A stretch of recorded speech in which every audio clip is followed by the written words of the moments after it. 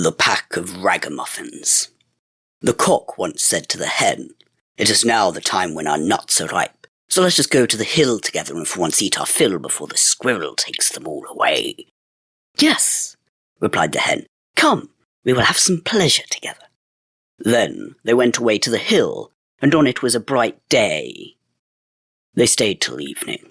Now, I do not know whether it was that they had eaten till they were too fat, or whether they had become proud, but they would not go home on foot, and the cock had to build a little carriage of nutshells.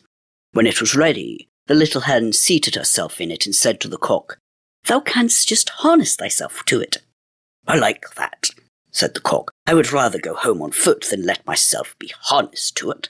No, that is not our bargain. I do not mind being coachman and sitting on the box, but drag it myself I will not."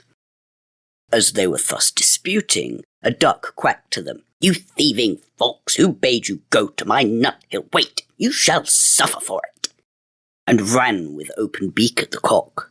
But the cock also was not idle, and fell boldly on the duck, and at last wounded her so with his spurs that she also begged for mercy, and willingly let herself be harnessed to the carriage as a punishment.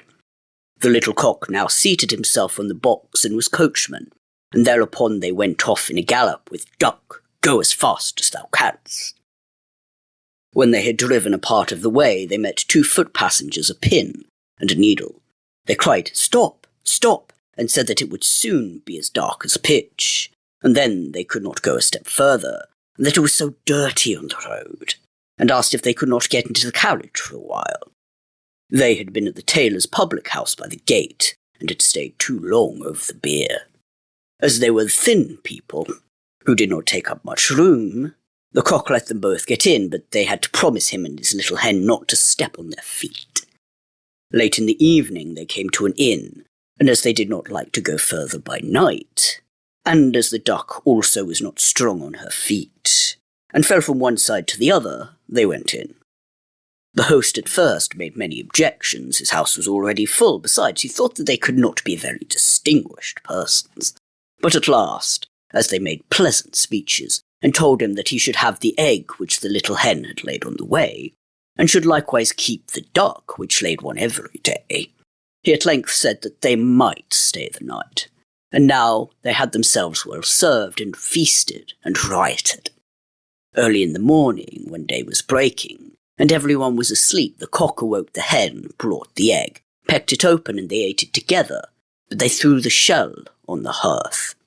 Then they went to the needle, which was still asleep, took it by the head, and stuck it into the cushion of the landlord's chair, and put the pin in his towel, and at the last, without more ado, they flew away over the hearth.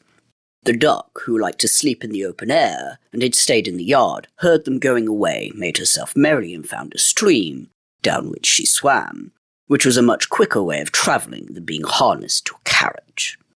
The host did not get out of bed for 2 hours after this. He washed himself and wanted to dry himself. Then the pin went over his face and made a red streak from one ear to the other. After this, he went into the kitchen and wanted to light a pipe, but when he came to the hearth, the eggshell darted into his eyes.